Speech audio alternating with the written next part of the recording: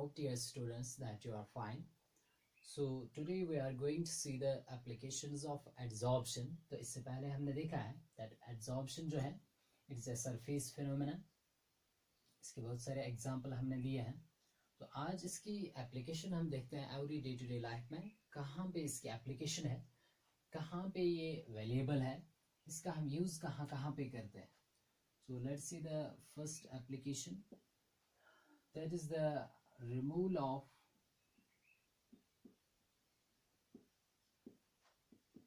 coloring matter.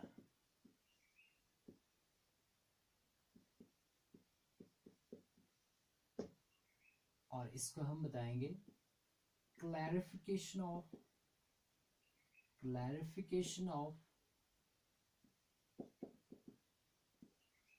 raw sugar. जब भी हमारे पास रॉ शुगर होता है, रॉ शुगर सोल्यूशन होगा, तो that's usually brownish in colour. तो उसका कलर इम्प्योरिटीज की वजह से होता है. कलर्ड पार्टिकल्स उसमें होते हैं. इसी वक्त डाई के पार्टिकल्स होंगे, कलर्ड पार्टिकल्स. तो उसकी वजह से ये इम्प्योर है, उसको प्यूरिफाई करना है. So we have to remove that. तो कैसे हम रिमूव कर सकते हैं? ये रॉ शुगर सोल्यूशन लेंगे, इसमें हम एक्टिवेटेड चारकोल डालते हैं. So activated charcoal क्या करेगा? Activated charcoal will adsorb these colored particles which are acting as the impurities. तो ये आपका फिर प्यूरिफाई हो जाए, ये क्लियर हो जाएगा. यहाँ पे जो भी कलर्ड पार्टिकल्स थे वो रिमूव हो जाएंगे, वो एड्सॉर्ब हो जाएंगे एक्टिवेटेड चारकोल के ऊपर. So this is one of the application that we can remove these colored particles from the impure raw sugar which is usually brownish in color. Another application जो है that's in geese masks. तो आपने देखा होगा that the mine workers they are using these geese masks which contains the activated charcoal. अब ये जो geese mask है जिसमें ये activated charcoal का यूज किया जाता है, इसका यहाँ पे फंक्शन क्या है? सम एड्सॉर्प्शन. एक्टिवेटेड चारकोल जो है ये पॉइजनस गैसेस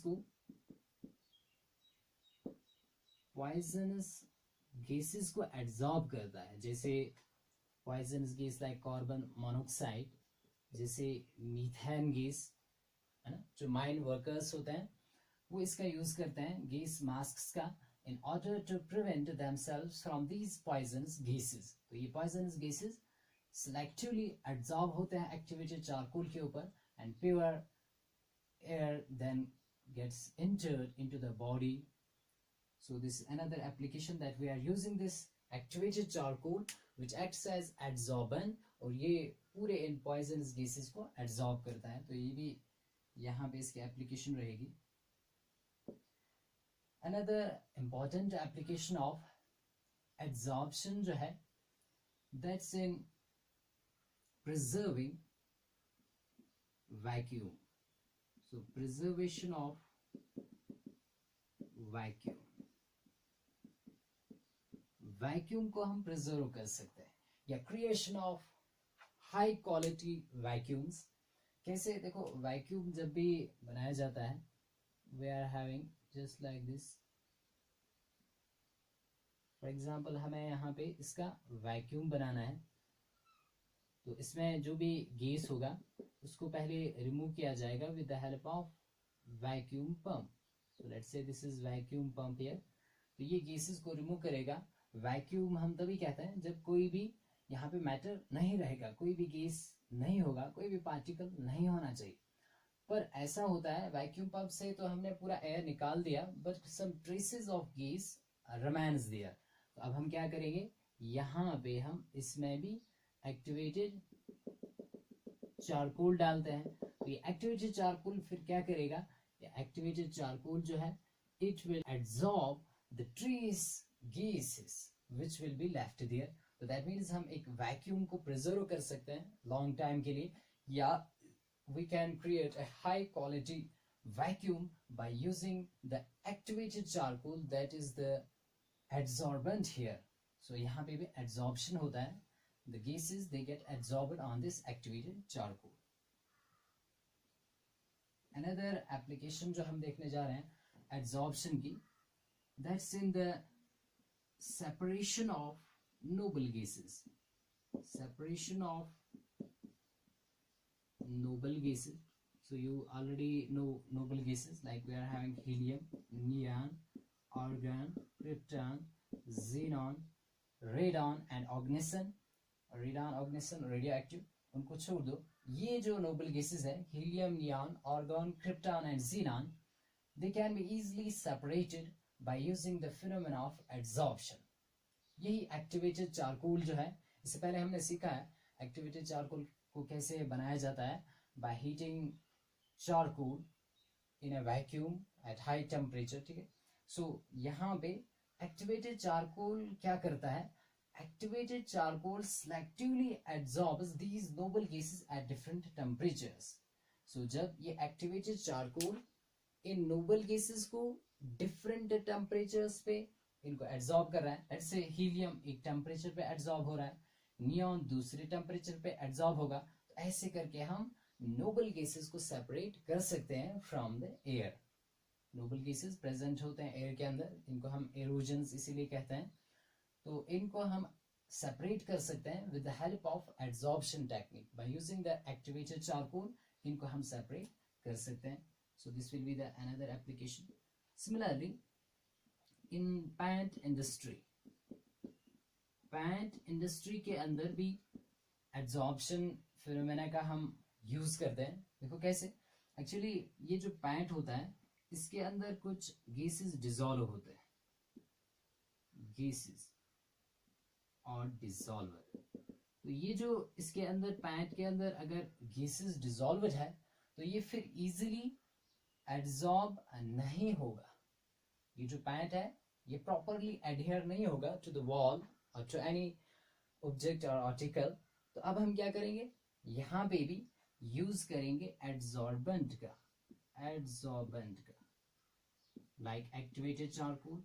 ये एक्टिवेटेड चारकोल जो है यहाँ पे इसका सेम फंक्शन, ये इन गैसेस को एड्सॉर्ब कर लेगा जो इस पैंट के अंदर होंगे.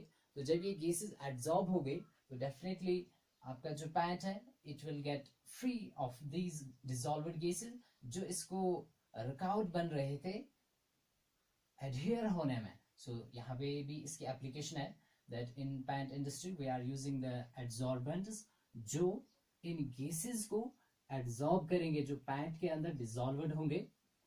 तो तभी ये जो पैंट है इजीली वेल एडहेयर्ड हो जाएगा विद एनी वॉल और object. So let's see another application of adsorption. That is जब भी हम डाई करते हैं, die on cloth fibre,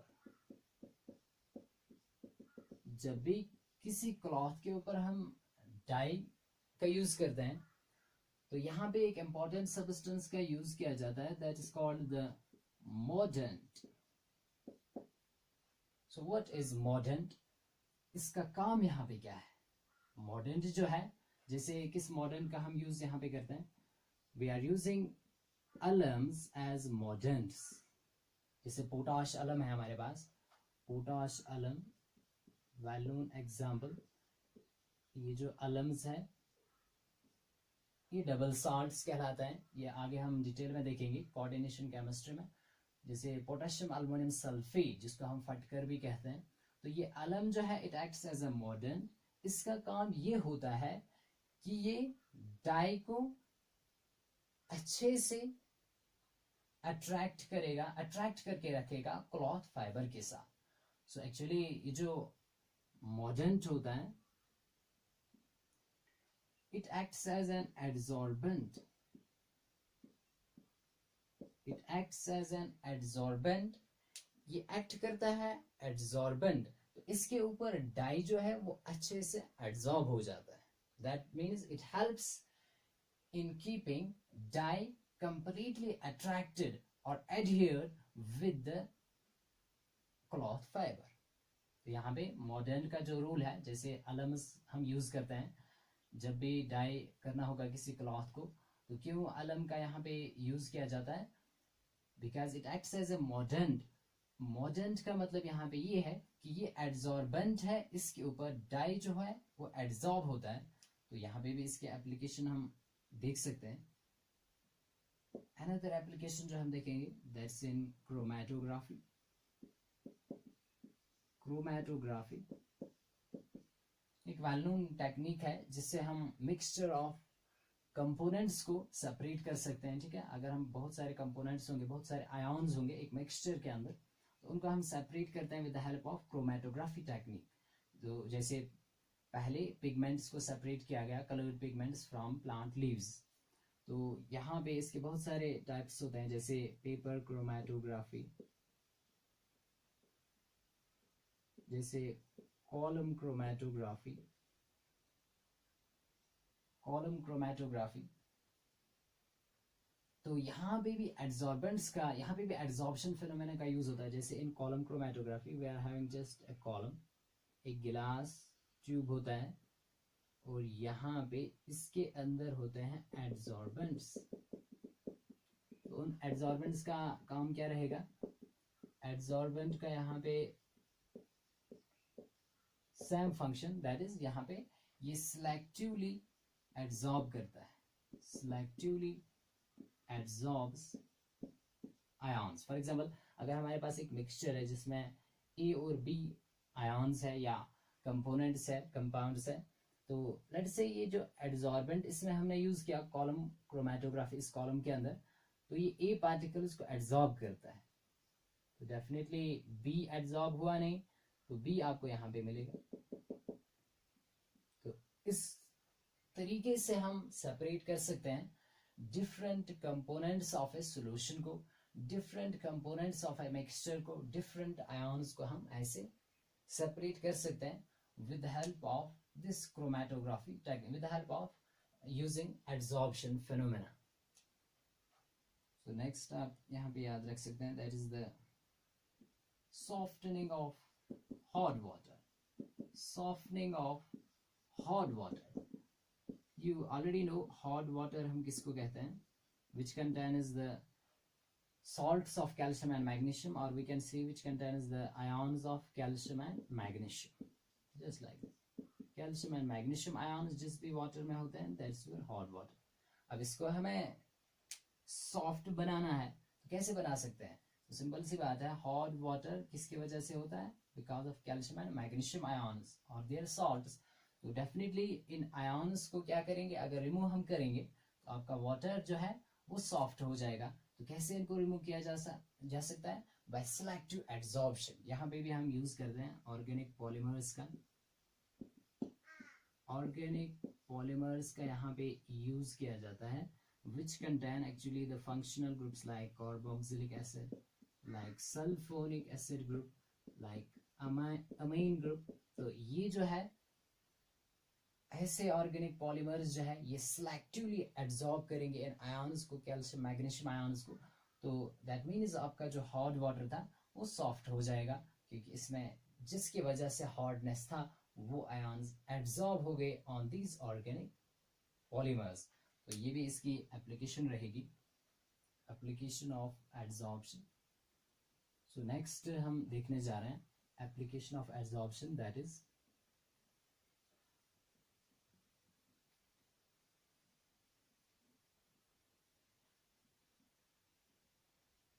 so let's say another application of adsorption, that is the use of adsorbents in preserving some delicate objects। जैसे we are using, इनको हम कहते हैं dehumidizer। इसकी जो बेस्ट एग्जांपल है that is the silica gel. Silica gel जो है what it does, it absorbs the moisture, water vapors from the air, so hence it acts as a dehumidizer। so humidity को ये remove कर रहा है, de का मतलब remove, humidity that is the moisture। तो आपने देखा होगा बहुत सारे आर्टिकल्स ऑब्जेक्ट्स हम लाते हैं, delicate objects just like camera, like clothes, like shoe, like medicines. उनके अंदर आपने देखा होगा पैकेट के उनके अंदर एक छोटा सा पैकेट होता है, that is that of silica gel. तो ये जो सिलिका जेल है इसका फंक्शन क्या है कि ये जो भी वहां पे मॉइस्चर होगा, अमाउंट ऑफ ह्यूमिडिटी, ठीक है, तो इसको ये एब्जॉर्ब करेगा सिलिका जेल। तो दैट मीन्स आपके जो डेलिकेट ऑब्जेक्ट्स होंगे या आपका जो मेडिसिन होगा वो खराब होने से बच जाएगा, क्योंकि मॉइस्चर के प्रेजेंस में मेडिसिन आपका खराब हो सकता है। So this is another application that we are using this silica gel. So let's see another application that is in the froth flotation process. Froth flotation process. ये हम डिटेल में देखेंगे आगे जो नेक्स्ट यूनिट है, that is the general principles and processes of extraction of various elements metals. इसमें हम देखेंगे ये मेटलर्जी का एक टॉपिक है। फ्रॉथ फ्लोटेशन प्रोसेस में ये जो प्रोसेस है it is used to purify sulphide ores. यहाँ पे एक्चुअली सल्फाइड ओर्स को प्यूरिफाई किया जाता है। तो सल्फाइड ओर्स एक्चुअली ये डिजोल्व किए जाते हैं वाटर के अंदर, और इसमें हम डालेंगे कुछ सब्सटेंस जिससे फ्रोथ बनेगा, जैसे ऑयल का यूज हम यहाँ पे करते हैं। Oil and water you already know immiscible liquids हैं, यहाँ पे कंटिन्यूसली ये रोटेट किया जाता है तो यहाँ पे फ्रोथ बन रहा है। नाउ व्हाट एक्चुअली हैपेंस, ये जो सल्फाइड ओर है ये ऑयल के अंदर चला जाता है। एक्चुअली ऑयल के जो पार्टिकल्स हैं वो सल्फाइड और पार्टिकल्स को एब्जॉर्ब करते हैं, और जो इम्प्योरिटी होगी वो वाटर के अंदर चली जाएगी। तो वाटर हमेशा इसकी डेंसिटी ज्यादा है तो ये नीचे रहेगा, वाटर नीचे रहेगा, इसके अंदर इम्प्योरिटी रहेगी। ऑयल पार्टिकल्स ने सल्फाइड ओर्स को एब्जॉर्ब किया तो वो तो ऊपर आ जाएगा, from where it is skimmed off, जहां से इसको फिर रिमूव किया जाता है, बाहर सेपरेट किया जाता है सल्फाइड ओर को फ्रॉम द इम्प्योरिटी, जिसको हम गैंग और मैट्रिक्स कहते हैं मेटलर्जी में। So froth flotation process में भी what happens, oil particles they absorb the sulfide ore particles। तो यहाँ पे भी adsorption का ही यूज होता है, यहाँ पे भी adsorption phenomena is used। Similarly ये जो adsorption है यहाँ पे इसकी another application जो है that is adsorption indicators। Adsorption indicators, देखो बहुत सारे टाइट्रेशंस में जहाँ पे actually precipitation reaction carry out की जाती है, जहाँ पे प्रेसिपिटेट बनता होगा whenever we reacted two substances and it results in the formation of a solid product which is insoluble in solution, that is your precipitate. तो वहाँ पे उन टाइट्रेशंस में हम यूज करते हैं डाइज का, जैसे यूसिन डाई, यूसिन रेड या फ्लोरेसेंट। तो ये जो डाइज है they act as indicators, ये वहां पे चेंज करते हैं अपना कलर एड्सॉर्प्शन के बाद। यहाँ पे भी एड्सॉर्प्शन फिनोमेना इज इन्वॉल्व, ठीक है। तो ये अपना कलर चेंज करते हैं, that means they are acting as indicators in those titration reactions. तो ये भी एप्लीकेशन रहेगी एड्सॉर्प्शन की। सो एड्सॉर्प्शन फिनोमेना जो है इसकी बहुत सारी एप्लीकेशन है डे टू डे लाइफ में, जो आपको देखने को इजीली मिलता है। So these are the applications of adsorption. Hope that you have understood this. Now let's see the two main types of adsorption, that is the physical and chemical adsorption. So we are having two main types of adsorption. तो पहले जो हम देखेंगे that is the physical adsorption। Physical adsorption, or it's also known as physisorption, or it's also known as van der Waal adsorption। तो नाम से समझ में आ रहा है ये जो adsorption है एक्चुअली यहाँ पे जो आपका एड्सॉर्बेट और एड्सॉर्बेंट होता है उनके दरमियान एक weak van der Waal force of attraction होता है। सो यहाँ पे आप याद रखेंगे, in this physical adsorption there is a weak van der Waal force of attraction. Weak van der Waal force of attraction between किस किस के दरमियान होगा, adsorbate and adsorbent. So we have already discussed what is adsorbate and adsorbent. जैसे let's say ये आपका activated charcoal है, इसके ऊपर ये gases adsorb हो गए on the surface of this activated charcoal. ये जो गैस है, गैस के मॉलिक्यूल्स ये एड्सॉर्ब हो गए. Let's say hydrogen gas, oxygen gas, nitrogen, कोई भी गैस इसके ऊपर एड्सॉर्ब हो सकता है with the help of weak van der Waal force of attraction. तो तब इसको बताएंगे फिजिकल एड्सॉर्प्शन. तो दैट मीन्स यहाँ पे फिजिकली गैस एड्सॉर्ब होता है on this adsorbent that is activated charcoal. तो इसको हम फिजिस ऑप्शन भी कहते हैं या physical adsorption. Now let's see the various features of physical adsorption. जब भी physical adsorption होता है, पहली बात जो यहाँ पे आप याद रखेंगे, that is it is not specific in nature. Not specific in nature. Physical adsorption specific नहीं होता है. इसका क्या मतलब हुआ? इसका मतलब ये हुआ कोई भी गैस किसी भी एड्सॉर्बेंट के ऊपर एड्सॉर्ब हो सकता है फिजिकली, है ना. Just like the dust particles on the surface of cloth और on the surface of our body. So that is a physical adsorption. या कोई भी गैस यहाँ पे एक्टिवेटेड चारकोल के ऊपर फिजिकली एड्सॉर्ब हो रहा है with this weak van der Waal force of attraction. तो यहाँ पे कोई भी स्पेसिफिसिटी नहीं है.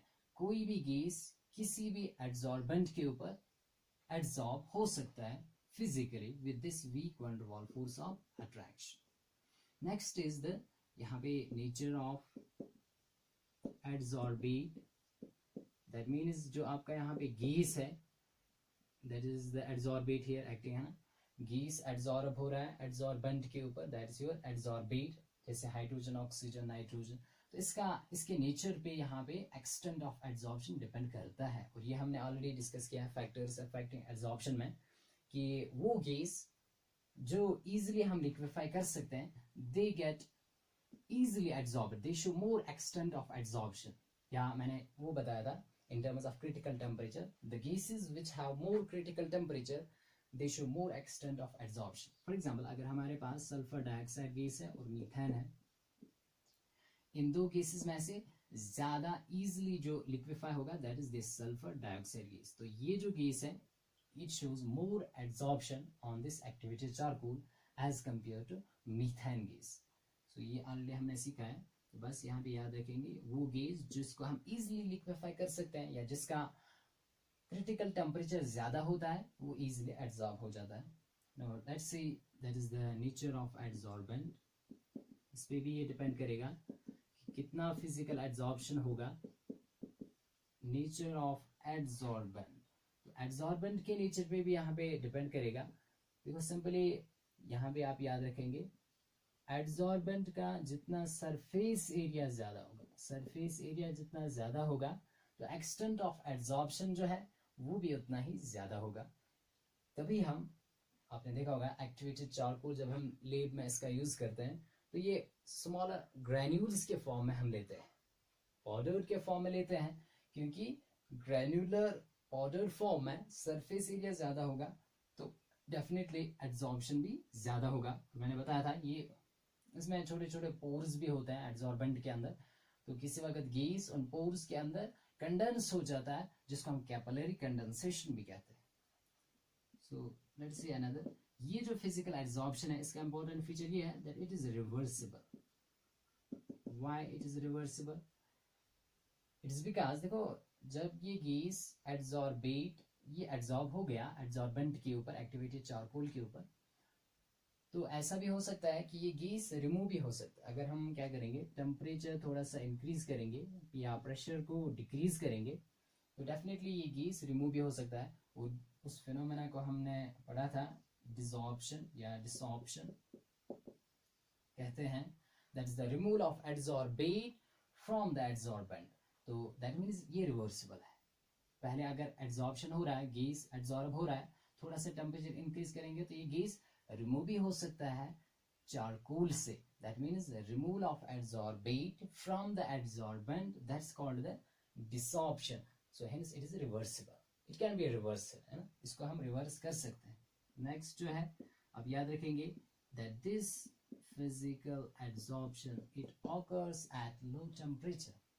यहाँ पे टेम्परेचर हमें कम देना पड़ता है, लो टेम्परेचर पे ही ये एड्सॉर्प्शन होती है, क्योंकि टेम्परेचर ज़्यादा इंक्रीज करेंगे फिर डिसऑर्प्शन की चांसेस ज़्यादा है. फिर तो एड्सॉर्बेट जो है ये रिमूव हो सकता है एड्सॉर्बेंट से. So it occurs at low temperature. Next आप याद रखेंगे no activation energy is required.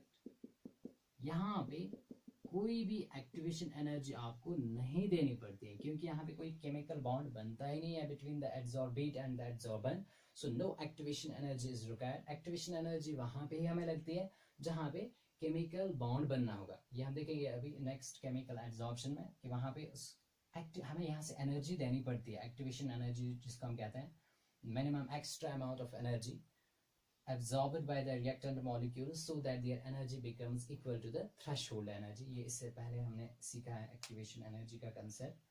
तो ये है in physical adsorption no activation energy is required. So let's see another feature that is ये जो फिजिकल एड्सॉर्प्शन है यहाँ पे कोई भी सरफेस कंपाउंड नहीं बनता है. तो आप याद रखेंगे no surface compound is formed.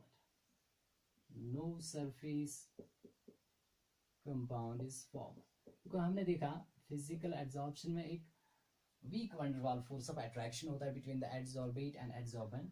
तो सरफेस पे कोई नया कंपाउंड नहीं बनेगा. No surface compound is formed. Similarly आप याद रखेंगे दैट ये जो फिजिकल एड्सॉर्प्शन होता है it is multi molecular layer. Multi molecular layer. यहाँ पे मल्टी मॉलिक्यूलर लेयर्स बन जाते हैं. जैसे यहाँ पे आप देख सकते हैं ये गैस के मॉलिक्यूल्स एड्सॉर्ब हो गए. अब ऐसा भी हो सकता है ये तो फिजिकली एड्सॉर्ब होते हैं, एक लेयर गैस मॉलिक्यूल्स के एड्सॉर्ब हो गई तो इनके ऊपर नेक्स्ट लेयर एड्सॉर्ब हो सकती है. सिमिलरली उनके ऊपर नेक्स्ट लेयर गैस की एड्सॉर्ब हो सकती है. So it is multi molecular layered in nature. यहाँ पे एक से ज्यादा लेयर्स एड्सॉर्ब हो सकते हैं एड्सॉर्बेंट के ऊपर. तो ये हम याद रखेंगे that in physical adsorption it is multi-molecular layered in nature. So this is what is physical adsorption and what are its various features. Now let's see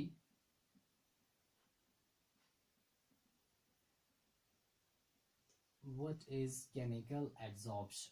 Another type, that is the chemical adsorption, या जिसको हम कहते हैं chemisorption, या जिसको हम कहते हैं आल्सो लैंगम्यूर एड्सॉर्प्शन. डेफिनेटली यहाँ पे क्या होगा, एड्सॉर्बेट और एड्सॉर्बेंट के दरमियान एक स्ट्रॉन्ग केमिकल बॉन्ड बनता होगा. So there is formation of strong chemical bond between adsorbate and adsorbent. अगर adsorbate और adsorbent के दरमियान एक strong chemical bond बनता है तो definitely इसको हम कहेंगे chemical adsorption. जैसे इसकी best example जो है that is the rusting of iron. rusting of iron में हम क्या देखते हैं, आयरन के ऊपर एड्सॉर्ब होता है ऑक्सीजन गैस. कैसे, chemically, not here by weak van der Waal force but here it results in the formation of a strong chemical bond. तो इस पूरे रिएक्शन को ऐसे हम दिखाते हैं, x टाइम्स वाटर, यहाँ पे moisture in presence of moisture rusting होता है तो ये बन जाता है Fe2O3 into x times water. This is the rust. इस रस्ट को हम कैसे पढ़ेंगे, it is the hydrated ferric oxide. यहाँ पे आयरन की जो ऑक्सीडेशन स्टेट है दैट इज द 3+3. ये आप याद रखेंगे, इसको हम बैलेंस कर सकते हैं. जैसे यहाँ पे थ्राइस, ट्वाइस, फिर 4 टाइम्स आए। तो ये जो x मैंने लिखा है ये वेरिएबल है, कहीं पे मॉइस्चर ज़्यादा होगा तो x का वैल्यू ज़्यादा हो सकता है, मॉइस्चर कम होगा तो x का वैल्यू कम होगा। So this is the example of chemical adsorption. यहाँ पे केमिकल बॉन्ड बनता है between the adsorbent and the adsorbate. This is your adsorbent, this is the adsorbate. तो इसको हम कहते हैं केमिसॉर्प्शन या केमिसॉर्प्शन और लैंगम्यूर एड्सॉर्प्शन। तो इसके फीचर्स देख लेते हैं। तो वैसे जैसे हमने फिजिकल एड्सॉर्प्शन के फीचर्स या कैरेक्टरिस्टिक्स देखे, तो पहला यहाँ पे हम याद रखेंगे, ये जो केमिकल एड्सॉर्प्शन है, केमिकल एड्सॉर्प्शन रिवर्सिबल होगा या इरिवर्सिबल? तो हम याद रखेंगे इट इज इरिवर्सिबल। क्यों ये इरिवर्सिबल है? बिकॉज यहाँ पे इसको हम इजिली रिवर्स नहीं कर सकते हैं, क्योंकि because here it results in the formation of a strong chemical bond. तो आपको पहले केमिकल बॉन्ड को तोड़ना पड़ेगा, तभी तो फिर आप इसको रिवर्स कर सकते हैं। तो यूजुअली आप याद रखेंगे इट इज इरिवर्सिबल, मतलब जो एड्सॉर्प्शन हुआ उसको आप फिर डिसॉर्प्शन नहीं कर सकते। अगर आप करोगे भी, वहां पे एक्चुअली बना होता है सरफेस कंपाउंड। सो आप याद रखेंगे it results in the formation of surface compound. जैसे यहाँ पे आपने देखा ऑक्सीजन जब केमिकली एड्सॉर्ब हुआ आयरन के ऊपर, तो यहाँ पे आयरन ऑक्साइड बना। तो iron oxide it is a surface compound. या वैसे ही टंगस्टन मेटल के ऊपर जब ऑक्सीजन केमिकली एड्सॉर्ब होता है तो टंगस्टन ऑक्साइड बन जाता है। तो it is a surface compound. तो इस सरफेस कंपाउंड को फिर वापस आप रिवर्स इजीली नहीं कर सकते हैं, क्योंकि ये केमिकल बॉन्ड यहाँ पे बनता है, इसको तोड़ने के लिए आपको बहुत सारी एनर्जी लगेगी। So it results in the formation of a surface compound. तो ये जो केमिकल एड्सॉर्प्शन है, इसके लिए आपको एनर्जी भी लगती है। सो it occurs eight high temperature. ये हाई टेम्परेचर पे ऑकर होता है। वहां पे हमने देखा फिजिकल एड्सॉर्प्शन में that occurs at low temperature. पर यहाँ पे आपको चूंकि केमिकल बॉन्ड बनाना है, यहाँ पे केमिकल बॉन्ड बनता है between the adsorbate and adsorbent. So definitely आपको टेम्परेचर यहाँ पे ज़्यादा देना पड़ेगा, तभी केमिकल बॉन्ड फॉर्मेशन हो सकता है। That means actually you are giving the activation energy, है ना। Activation energy is required, activation energy is required. So that's why this chemical adsorption is also known as activated adsorption. इसको हम activated adsorption भी कहते हैं, क्योंकि यहाँ पे हमें activation energy की जरूरत पड़ती है। activation energy की यहाँ पे हमें जरूरत पड़ती है, वो हम यहाँ पे दिखा सकते हैं। तो जब भी reactants convert होते हैं into product, तो पहले according to activated complex formation theory, पहले रिएक्टेंट जो है they get converted to an activated complex. For example यहाँ पे आप ये समझ सकते हैं, let's take this is our reactant, और ये ऐसे कन्वर्ट होगा into the product. It's actually a graph plotted between यहाँ पे energy versus the reaction coordinate, या जिसको हम कहेंगे प्रोग्रेस ऑफ रिएक्शन। रिएक्शन कैसे प्रोग्रेस हो रही है, रिएक्टेंट्स कैसे प्रोडक्ट में कन्वर्ट हो रहा है।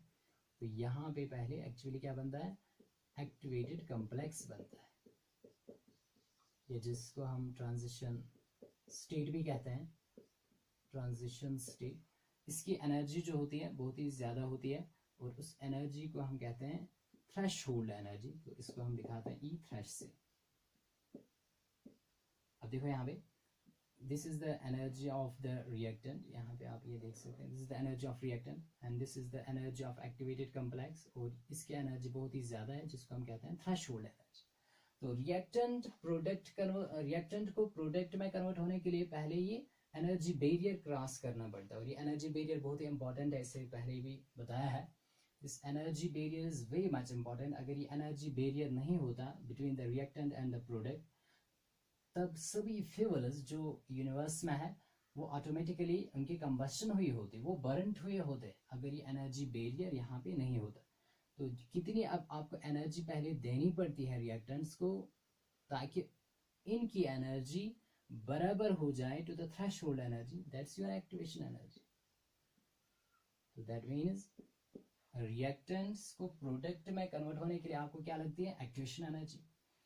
और चूंकि यहाँ पे केमिकल एब्जॉर्प्शन में केमिकल बॉन्ड बनता है, so activation energy is required.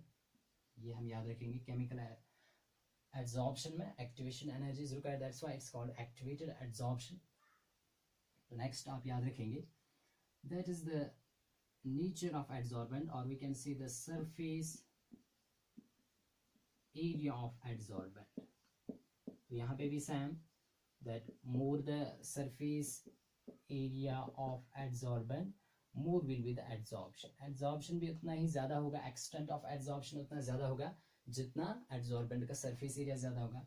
पर यहाँ पे आप याद रखेंगे that extent of absorption does not depend